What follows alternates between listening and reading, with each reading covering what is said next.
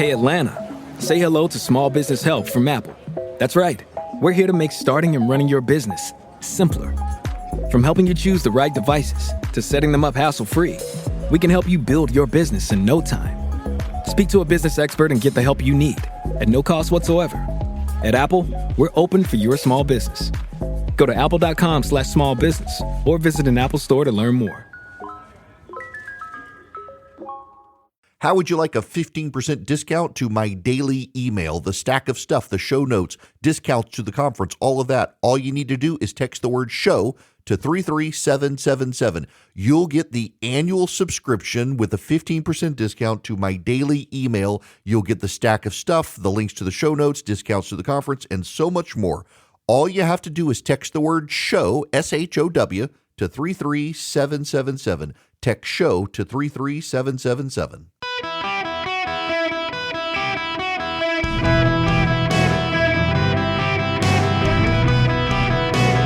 Welcome to the Eric Erickson Show podcast, Hour 1. Hello, America. Welcome. It's Eric Erickson here across the United States of America. The phone number, you want to be on the program, 877-973-7425. As always, please text the word Army to 33777. Put in your info so as we start going around the country doing more events, we'll be able to reach out to you as we come to your area. Let you know about where we're going to be and what we're going to do and get you involved in the activism component of the show. All you have to do is text Eric to 33777. Y'all, my friends, we got to talk about Abortionpalooza 2024 last night in Chicago, Illinois. The JJ monologues. Remember that play? That's basically what we saw on stage last night. I want to talk about what happened in Chicago yesterday, but to get there, I need to talk to you about what happened today. The Democrats began their day a short time ago with the Democratic Women's Caucus opening the Democratic National Committee by singing our national anthem, the Star Spangled Banner. There are times that I play you things, and I know you're going to hear them on radio and think, no, this could not possibly be so, Erickson. My friends, I assure you, this just happened, and I've got the video and the audio. Oh, say, can you see by the dawn's early light what so proudly we hailed at the twilight's last gleaming, whose broad strides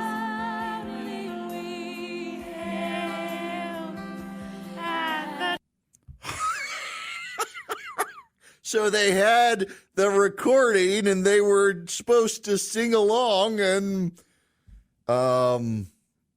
well, that happened. As Charlie says, sweet baby Jesus. Yes, that actually is how they started this morning, the Democratic National Convention, where I want you to know they are so pro-woman, they have gotten rid of the women's restrooms. Yes. So each level of the arena they're in has men's and women's restrooms. On each level, they have gotten rid of one of the women's restrooms and changed it to a gender-neutral bathroom. So for you ladies out there, understand what the Democrats are saying is that men are not expendable, you are. And this is the way it always works. No one's worried about girls competing in men's sports. It's the boys and the girls sports that the Democrats say are fine. It's the boys and the girls bathrooms that people are concerned about, not the girls and the boys bathrooms. This is the Democratic National Convention. I'm not making this up. On each level of the arena, they haven't gotten rid of all the women's restrooms, but one per level has been changed to a gender-neutral bathroom. Now, here, ladies, is the point that you've got it in your mind and you may not be able to articulate it, but I, the husband of a wife and father of a daughter, can articulate this for you. When have you been to an event where the men's line was longer than the women's line? And they got rid of your bathroom, not the men's bathroom, for the gender-neutral bathrooms. I got to tell you, it's one of my pet peeves on behalf of my wife and daughter when I go to restaurants and the bathrooms are gender-neutral. Some dude has always peed on the seat. And you got to clean it off if you want to sit down. This happens everywhere. There's a restaurant I frequent in Atlanta, and the restrooms are gender neutral.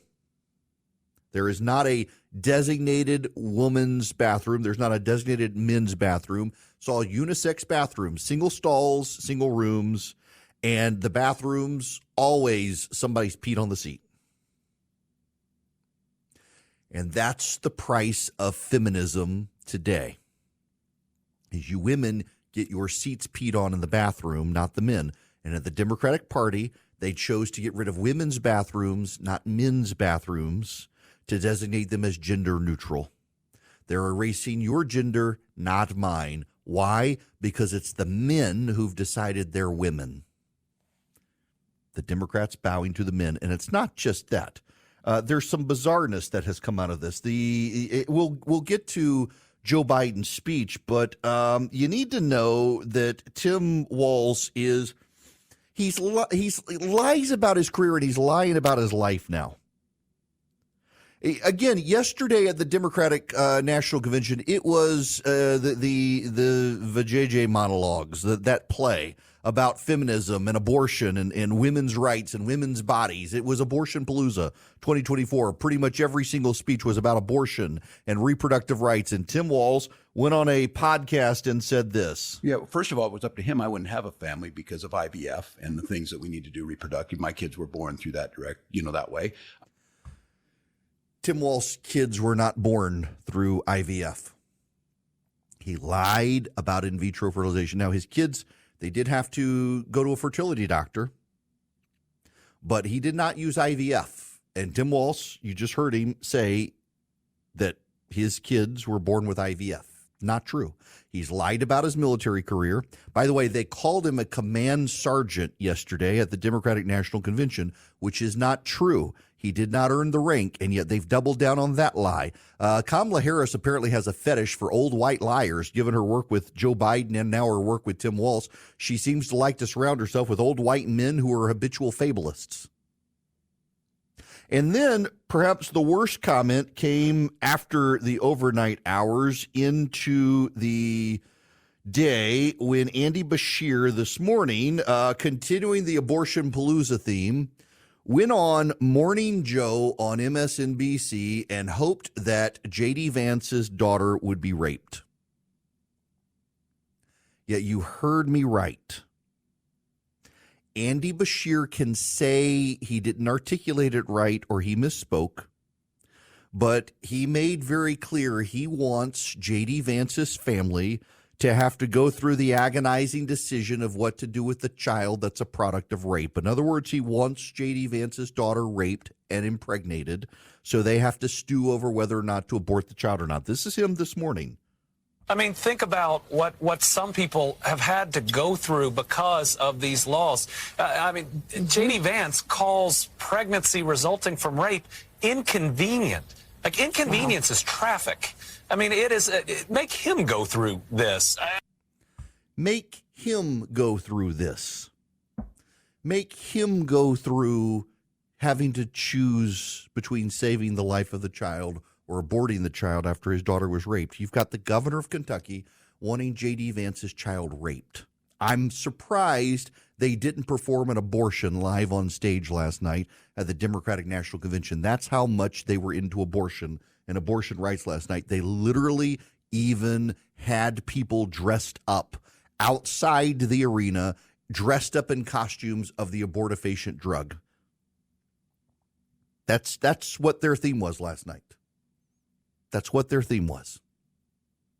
It's wild. This party has become a pagan death cult to Moloch. And now J.D. Vance on television this morning, hoping that J.D. Vance's family has to go through rape and the decision of an abortion. By the way, To say J.D. Vance called it inconvenient is a far more complex statement than him saying it was inconvenient. But, of course, they leave out the rest of J.D. Vance's words about someone being raped and being pregnant and the difficult choices that must follow. This is the Democratic Party. I have to tell you, after watching the Democratic Party last night and the fact that they buried Joe Biden's speech. By the way, the Democrats, you should know, are saying that it was all the applause. So many people were applauding the death march of Abortionpalooza last night that it dragged Joe Biden past 11:30, well past Joe Biden's bedtime. Nobody in the press even believes this. They were incredulous about it at CNN. They simply did not believe that they started so late because of the applause. By the way, I see a report that convention officials are saying that the reason it went long is because of all the raucous applause. That's sort of the thing you build into like this, isn't it? We have had conventions before. Like, you sort of know what. That's amazing spin. Straight ahead, we'll find out if Democrats. Yeah, that's even the Democrats. That's amazing spin. That's amazing spin. They did. This is like the most insulting thing. Their president, they have to force him out of the race. And then in ultimate humiliation, they put him after 11:30 p.m. where he goes for 48 minutes. Nobody stayed up to watch his speech. Even the crowd was exhausted and leaving while Joe Biden was speaking. They really want to move on from Joe Biden. But what are they filling the void with? We'll get to Joe Biden's speech, but what are they filling the void with? Abortionpalooza, that's pretty much it. When the governor of Kentucky can go on national television and hope that J.D. Vance's daughter is raped. When Tim Walz can go on a podcast and lie about the fertility treatment his wife underwent and claim that it was IVF, and how dare J.D. Vance say something. The guy is a habitual liar about his record, about his time in office, about what he did and didn't do during COVID, about when schools opened or didn't open in Minnesota, about the fertility treatments his wife and his family experienced. I mean, this guy lies more than Joe Biden. By the way, the Democrats are upset that the fact checkers had the audacity to fact check these speeches last night at the Democratic National Convention and point out that they weren't really true. A lot of what they said, including Joe Biden. The Democrats are upset about it. This is just wild. They can't talk about the economy, though. Joe Biden last night tried to declare that the economy was fixed. They can't talk about the economy. They can't talk about crime. They can't talk about the border. They can't talk about the world around us because it's on fire. They're selling out Israel and the American hostages held by Hamas. They're giving a platform to the Hamasniks. The Democrats wish you to believe that the Republican Party under Donald Trump has drifted so far out of the bounds of mainstream, and so many reporters who are with the Democrats aligned on these issues are willing to regurgitate that talking point as well. And the reality is very clear that the Democrats have drifted well outside the mainstream in their craziness. You have the governor of Kentucky wanting J.D. Vance's child raped, the governor of Minnesota and the vice presidential nominee lying about his military record, lying about his wife's pregnancy. You have the president of the United States last night saying that the pro-Hamas marchers make a good point. You have the pro-Hamas statements on stage. You have all of the abortion talk on stage. You have nothing about the economy. Nothing about the middle class except lies, and even the fact checkers of the Washington Post pointed out the lies. Nothing about securing the border. In fact, they're trying to claim, Joe Biden tried to claim, that the border is more secure now than it was when Donald Trump was president. Does anybody believe that? Wonder if Laken Riley believes that. This is a party that has drifted too far from the mainstream, right up to the altar of Moloch, and so much of the media is there with them, they can't help themselves. It's a reinforcing feedback loop of sickness that led to the governor of Kentucky going on live television this morning, wishing that J.D. Vance's family went through a rape so they would have to decide whether or not to abort the child. That's not mainstream. That's not even weird. That's creepy, gross, and ghoulish. This is the Democratic Party that was on display last night. Way to eat a tea. You're listening to an ad for PC Game Pass. Want new games on day one like Indiana Jones and the Great Circle? How about living out your Sims life with EA Play? We're talking high-quality PC games all for one low monthly price. We got you. Learn more at xbox.com/PC Game Pass or click the banner. Indiana Jones and the Great Circle available December 9th, 2024. Game catalog varies by region and over time. Okay, that's the ad. You can go back to doing whatever you were doing now. AI might be the most important new computer technology ever. It's storming every industry. Everybody's talking about it. Billions of dollars invested, so buckle up. The problem is AI needs a lot of speed and processing power. So how do you compete without costs spiraling out of control? It's time to upgrade to the next generation of the cloud. Oracle Cloud Infrastructure, or OCI. OCI is a single platform for your infrastructure, database, application development, and AI needs. OCI has 4 to 8 times the bandwidth of other clouds, offers one consistent price instead of variable regional pricing, and of course, nobody does data better than Oracle. So now you can train your AI models at twice the speed and less than half the cost of other clouds. If you want to do more and spend less, like Uber, 8x8, Databricks, Mosaic, take a free test drive of OCI at oracle.com/Erickson, ERICKSON. That's oracle.com/Erickson. Oracle.com/Erickson. Go check them out today. Hello there. Welcome. It is Eric Erickson here across the nation. The phone number is 877-973-7425. Should you wish to be on the program, I would love to have you. Well, I mentioned that costume. Y'all, I wish I could just describe for you the scene outside the gates of the Democratic National Convention yesterday. Friends of mine who were there were sending pictures. There literally were women dressed up as abortion pills. Yes. And of course, they had the handmaidens out front claiming that Donald Trump would drag us into the Handmaid's Tale. And then they had the Hamasniks marching, some in pretend military uniform. They tried to crash through the perimeter to some success, but the protests were very limited. I guess Iran is holding their money back until after the convention. They don't want to cause a scene. Listen, I really do hope that Iran has changed its mind and doesn't want to do a full-throated attack against Israel because, I mean, one, it would get its clock clean, which would be great, but two, it would be bad for Israel to have a multi-front attack by its enemies. I hope it doesn't come to that, but if it happens, the moment this thing is over, I think it is proof positive that they were in the tank for Harris and didn't want to cause a scene. The Hamasnik protesters didn't amount to much. People were actually expecting more than what they got. I'm glad.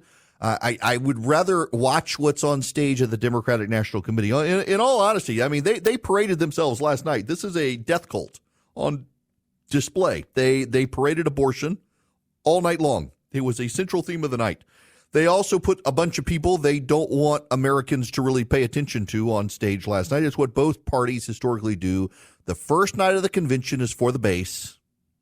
They put the diehards on, and then they move on. And last night, they buried Joe Biden at the very end after people had gone to bed.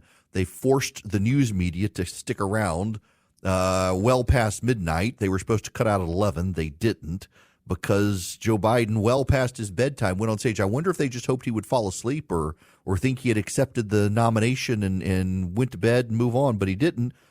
And, well, Joe Biden yet again went to war with the English language and with Israel last night. I was actually kind of surprised. In fact, Hillary Clinton's pollster himself issued a scathing rebuke of Biden. I'll read you what he said when we come back. But first, I got to tell you about Vision Computers. If you are a small business and you're worried about your employee productivity and your bottom line, you probably can't afford the in-house IT guy, but you can definitely afford Vision Computers. It's $179 a year per computer.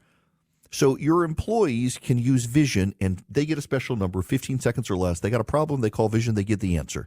They can even remote in many cases and deal with computer issues, email support, printer support, you name it. All you got to do is call them at 404-COMPUTE, anywhere nationwide, from Kalispell, Montana, all the way down to Fort Lauderdale. You can go to 404-COMPUTE or visioncomputers.com. If you call them at 404-COMPUTE, tell them I sent you, you're going to get an even better deal. They can also build you computers. If you build a computer with Vision, this tech support comes for free. If your company's due for upgrades, well, use Vision. You get the tech support for free. If not, it's $179 a year, and they're your on-call, on-staff people who answer the phone and give you the answers. 404-COMPUTE or visioncomputers.com. 404-COMPUTE. Call them and tell them I sent you.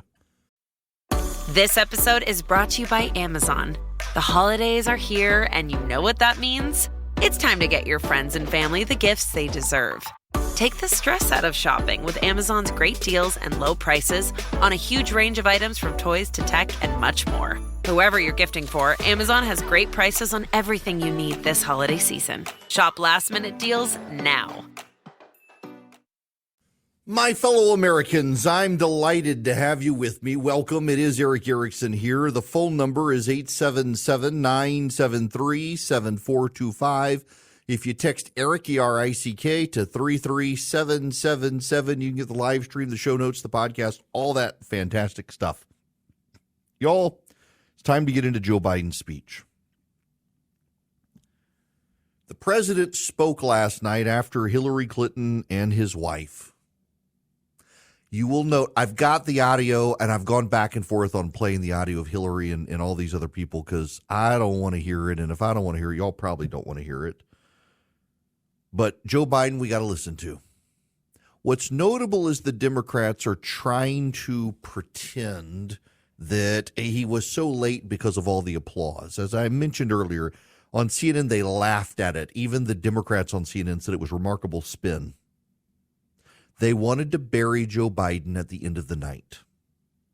The man they forced out, they pushed out in a coup, handing the party over to someone who couldn't win a national election in 2020, even though she tried, who's gotten 0 votes this year, the people who lecture us on threats to democracy, having undone the democratic actions of the Democratic Party voters, they buried Joe Biden at the end.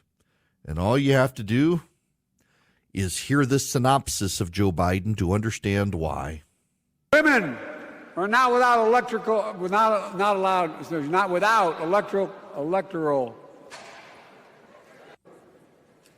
Border encounters have dropped over 50%. In fact, there are fewer border crossings today than when Donald Trump left office. Donald Trump said, and I quote, "There are very fine people on both sides. My God." That's what he said. That is what he said and what he meant. Oh, from his own chief of staff, the 4-star General John Kelly, that Trump, when in Europe, would not go to the grave sites in France. The brave service members who gave their lives to this country. He called them suckers and losers. Who in the hell does he think he is? Who does he think he is? A lot of joy there. A lot of joy. They're the ones we're going to bring back.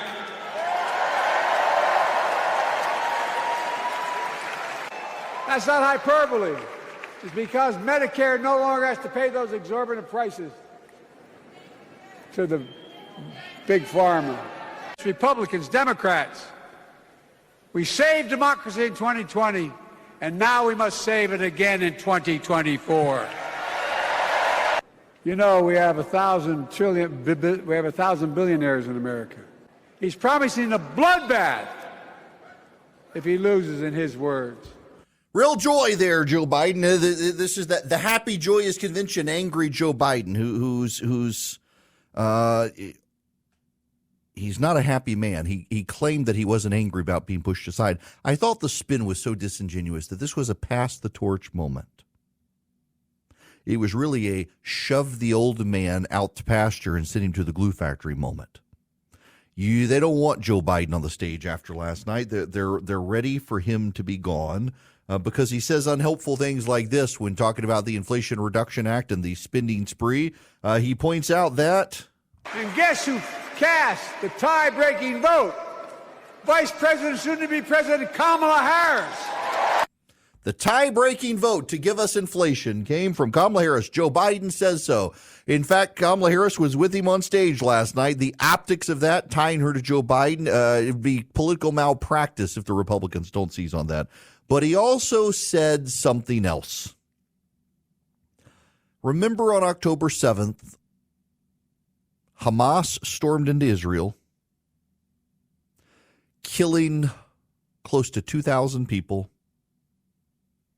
taking a lot of hostages. In the streets of Chicago, Hamasniks are out protesting Israel, protesting the United States, protesting in favor of a terrorist organization, and in the arena, this is Joe Biden. We'll keep working to bring hostages home and end the war in Gaza and bring peace and security in the Middle East.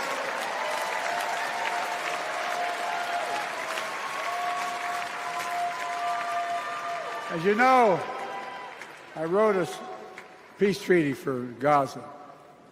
A few days ago, I put forward a proposal that brought us closer to doing that than we've done since October 7th. We're working around the clock, my Secretary of State, to prevent a wider war and reunite hostages with their families and surge humanitarian health and food assistance into Gaza now. To end the civilian suffering of the Palestinian people and finally deliver a ceasefire and end this war.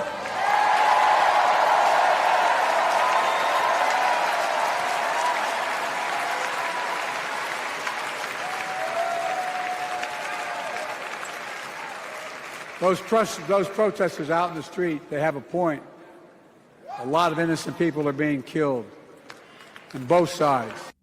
Those protesters have a point. The President of the United States thinks he can bully Israel into ending a war that Israel did not start to placate the protesters who were in the streets. Mark Penn is one of Hillary Clinton's political advisors. Goes back to the days of President Clinton when he was in the White House. Did polling and other data research for Hillary Clinton, advised on strategy. This is Mark Penn from 12:46 a.m. after Joe Biden wound down his speech. This is Mark Penn. Biden's midnight speech so caved to the anti-Israel lobby that he did not even use the word Israel and spoke only of ceasefires and hostages, adding that there were good people on both sides. No talk of the 1,200 raped and murdered on October 7th. No condemnation of Hamas or Iran. No mention of the right of Israel to defend itself from attacks on three fronts.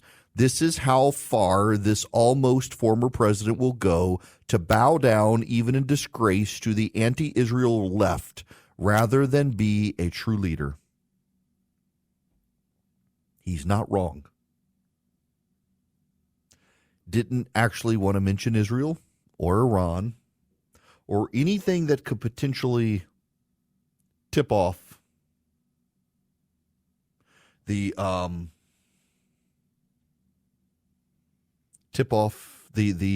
protesters that maybe he actually likes Israel. This is Joe Biden. Joe Biden's legacy is actually this. In my morning email this morning, I wanted to make sure that I documented Joe Biden's true legacy. The Democrats were applauding him on stage last night, but in fact, Joe Biden's legacy will be a war in Ukraine, a war in the Middle East, Americans left behind in Afghanistan, Americans held hostage by Hamas, an overwhelmed southern border with dead Americans due to illegal alien infiltration, gas prices up 50%, electricity prices up 31%, groceries up 21%, rent up 22%, more Americans having to rent than own homes, restaurant prices up 23%, your cost of living up, your take-home wages down due to the cost of inflation. This is Joe Biden's legacy. This is the one the Democrats celebrated on stage last night. That is why they pushed Joe Biden to midnight. Joe Biden stood on stage and claimed we've won the war on inflation. The problem is everything's up about 20 to 30%. Just because it's now going up slower doesn't mean it's solved. Only in the last 6 months have your wages now begun to outpace inflation. The result is that for most of Joe Biden's tenure in office, your take-home pay has actually gone down, not increased. Democrats lie about it. They say it's not true. But even the Bureau of Labor Statistics and the Federal Reserve point out that only in about the last 5 or 6 months have wages started going up more than the rate of inflation. In other words, for the first 3 years of Joe Biden's administration, while your paycheck might have gone up due to inflation, it actually went down. You had less and less to spend. Only now is it starting to go up. Biden also wanted to address the transition last night, the passing the torch moment, the forcing the torch out of his hand moment, the coup. This is what he had to say. Well, I thought, here we go. We'll keep working to bring hostages home and end. Nope, that's the wrong one. Sorry. Here he is. This is the right one. Folks, I've got 5 months left in my presidency. I've got a lot to do. I intend to get it done.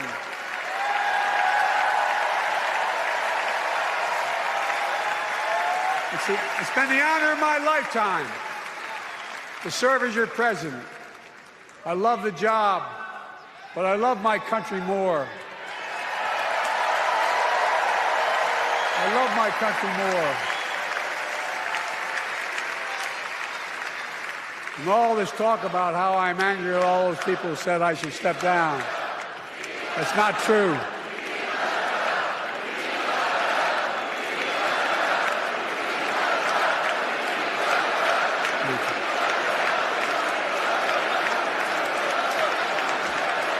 I love my country more, and we need to preserve our democracy.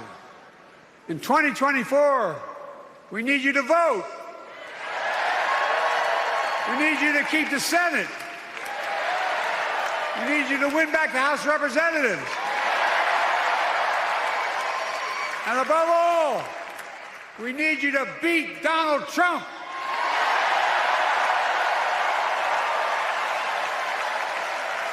And elect Kamala and Tim, President and Vice President of the United States of America. Look, they'll continue to lead America forward, creating more jobs, standing up for workers, growing the economy, lower the cost to American families so they just have a little more breathing room. Lower the cost of American families. You have been driving up those costs, Joe Biden. This is why you will not continue on into a second term, that in your age. The Democrats gave him a farewell last night. They hope not to see much of Joe Biden thereafter. He's got 5 more months to go and a lot to do. Sounds more like a threat to the Democrats than a promise. They're hoping he'll sleep. It's kind of sad, honestly. 50 years in Washington, D.C., put out to pasture by his own party in a bloodless coup, given a primetime billing that wound up being well past primetime when people had already left the arena and Americans had gone to bed. That's Joe Biden's career. Too little, too late to matter. And now on to the fight between Kamala Harris and Donald Trump. And last night he helped Donald Trump a lot, giving a lot of lines to Kamala Harris that can be thrown back at her by Donald Trump, particularly his claims that the economy is doing well and so many people are doing better and nobody has been in a better position to help Americans, and Kamala Harris helped him make the calls. That's not going to go over well, I think, with most Americans. It's past showtime for Joe Biden, time for him to go to bed, time for the Democrats to forget he ever existed. He will go down much in the same way Jimmy Carter did in terms of presidencies. And in the process, we have economic chaos. We have your wages only just now catching up to inflation, despite all the grand claims and promises of Joe Biden. 22-year high interest rates. Swiss America has been the trusted leader in precious metals for 40 years. They've been warning people about a secret war on cash. the Biden administration and others, the government in general, being very invasive in tracking your spending habits. If you're interested in safeguarding your hard-earned cash from the secret war on cash, you need to get their free report. Swiss America is rated A+ by the Better Business Bureau, and they can educate you on protecting your assets in their report, The Secret War on Cash. It takes less than 15 minutes to read and can help you save on your retirement and finances. You get a free copy, absolutely free, by calling or texting 800-289-2646. The All Out War on Cash is growing. You can get their free report, The Secret War on Cash, includes digital forms of currency, by the way. All you do is mention my name, Eric, when you call or text 800-289-2646. The free report, available. Just mention Eric when you call or text 800-289-2646, 800-289-2646, or SwissAmerica.com/Eric. Message and data rates may apply. Greetings and welcome. It's Eric Erickson here. The phone number 877-973-7425. This hour of the program is brought to you by First Liberty Building and Loan. Wherever you are nationwide, if you're buying a building, buying a franchise, you're buying or you need a heavy equipment loan, First Liberty makes their own lending decisions. Reach out to them, firstlibertyga.com. firstlibertyga.com. Tell them I sent you. News for all of you. My wife's scans have come back stable, so thank you for your prayers. She went in today, and,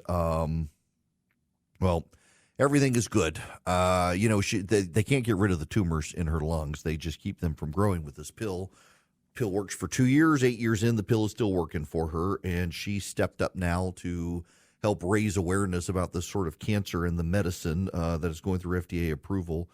So my wife is kind of awesome, y'all. She got up very early this morning. We all kind of get up early this morning. My brain is not firing on all cylinders. I've had a lot of coffee. Went to bed late last night, in large part because I forgot I had to get up early this morning to get my son to school so she could get to the hospital. And I will wake up at some point. I've had lots of coffee, but it's also, this is the day that I'm always a little discombobulated until we find out the news. So now she'll head home this afternoon. And my daughter, today is her first day of class in college. And what, friends, is my kid's first class on her first day in school? Calculus. May God have mercy on her soul. She's done great, y'all. She settled in. She called excited last night that she's very much a homebody.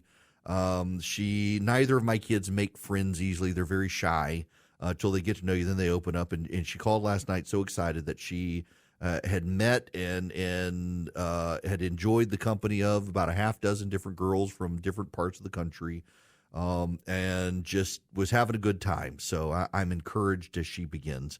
Meanwhile, my 10th grader's just like, Dad, can we get to the end of the year already, please? Oh.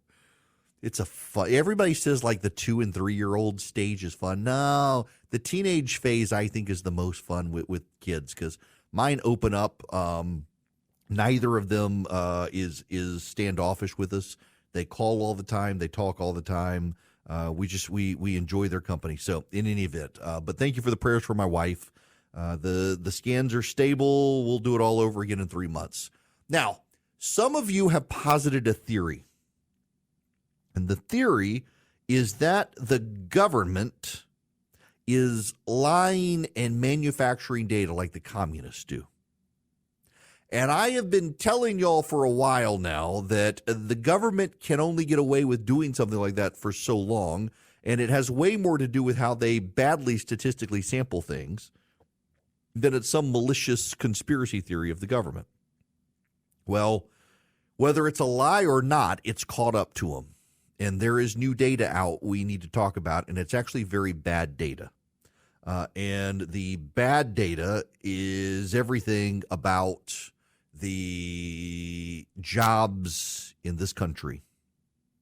Things are not going well for this country economically. And more, the data is being exposed by the private sector. And this has been what I've always told you, that there are checks in this country that don't exist in communist countries where the private sector tracks the data separately from the government. And when the data begins to diverge, both sides have to re-examine. And because both sides are re-examining the data, well, it's discovering that there's a misalignment. And the government has had to revise the jobs numbers.